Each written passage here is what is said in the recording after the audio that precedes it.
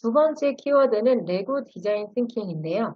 레고 디자인 띵킹은 어떻게 준비해야 될까? 이 이슈를 저희가 레고로 디자인 띵킹 하는 거를 한 4, 5년? 지금 거의 5년 차 정도 진행을 하고 있으니까 이제 이 키워드 자체로 저희에게 교육 요청을 해오시는 분들이, 회사들이 늘어나고 있어요. 디자인 띵킹을 알려주고 싶다라는 게 가장 큰 미션이고, 그러면서 아이디어, 디자인 띵킹에 쓰일 아이디어도 직접 내보면서 팀빌딩도 하고, 디자인 띵킹 프로세스도 학습하고, 이런 거를 복합적으로 하고 싶다라는 게 대부분의 교육 목적이시더라고요. 그래서 일반적으로는 어떻게 하시냐면 디자인 띵킹이 보통 5단계로 나뉘어져 있어요.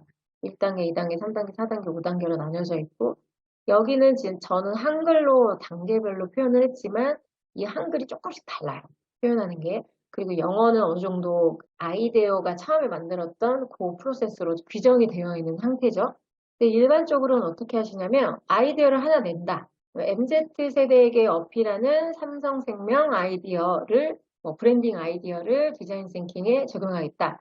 그럼 이제 공감하기 단계부터 이 아이디어 하나를 갖고 공감을 한번 하고 소비자들한테 막 물어보는 거죠. MZ한테. 삼성생명 들어보셨나요? 요즘 MZ들은 뭐에 관심 있나요? 그리고 나서 MZ 애들에게 삼성생명을 어필하려면 그러면서 문제를 정해내리고, 그리고 나서 아이디어를 내고, 그리고 나서 이걸 시제품으로 만들고 그다음 테스트하는 단계를 다 구분해서 일반적으로 접근을 하시는데, 실제 디자인 띵킹 프로세스에서도 항상 강조하는 게 이 단계는 넘나든다. 그리고 테스트까지 갔다가 아니면 다시 온다. 이게 핵심이거든요. 이 단계를 규정해 놓은 건 이해를 하기 위한 거지, 아이디어가 이렇게 순서적으로 구분이 되지 않아요. 어떤 때는 아이디어가 바로 나오기도 하고, 거기에 시제품이 동시에 떨어지기도 하고, 테스트까지 동시에 될 수도 있거든요. 그래서 저희가 접근하는 방식은 공감하기 문제정의 아이디어까지는 묶어서 한 번에 진행을 해요. 그래서 범위를 조금 정해주고, 그래서 이때는 문제 정의 단계, 4, 5단계를 시제품을 만들고 테스트하는 거는 문제 해결 단계인데, 이 3단계가 사실 가운데 있기 때문에 문제 정의 단계에도 살짝 들어가고 문제 해결 단계에도 살짝 들어가요. 그래서 크게 문제를 정의하고 문제를 해결하는 두 가지의 실습을 진행하는 워크숍으로 진행을 하거든요. 그래서 삼성생명은 지금 신입사원 2년 차들과 함께 진행을 한 워크숍인데, 두 단계로 나눠서 삼성생명 브랜딩 아이디어를 레고로 만들어 봤어요. 아이디어를 만드는 건 레고로. 실제적으로는 레고로 만든다는 거는 문제를 정의하는 단계에서 테스트까지 어느 정도 해볼 수가 있거든요. 자기가 만들면서 시제품도 어느 정도 나오고, 그리고 조원들끼리 서로 묻고 답하면서 이상하거나 어색한 부분들을 약간 테스트, 세미 테스트 할 수 있는 단계로 가겠죠.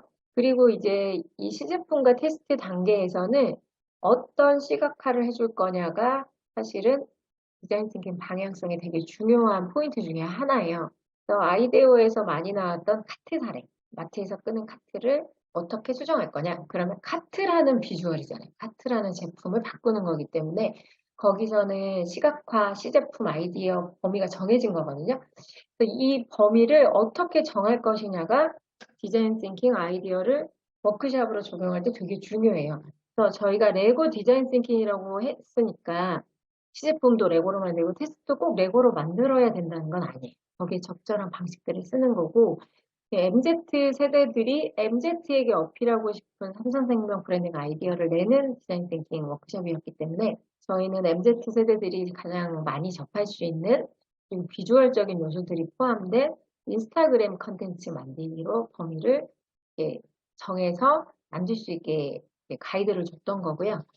영상으로도 만드시고 다른 여러 가지 형태로 만드실 수 있는데 시간이 영상을 만들게 되면 훨씬 많이 걸리겠죠.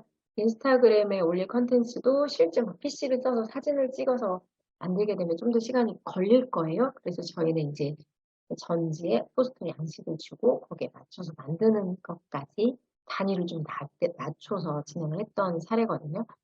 디자인 싱킹도 3데이를 하실 수도 있잖아요.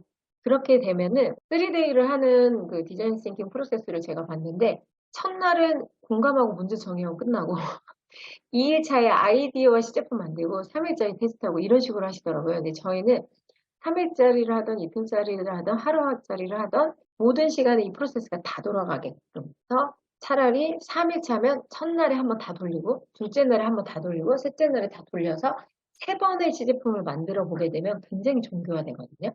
그리고 각도들을 그때마다 약간의 관점들을 더 적용할 수 있도록 퍼실리테이터가 가이드를 주는 그게 이제 퍼실리테이터의 역할이라고 저희는 생각을 하고 있고요.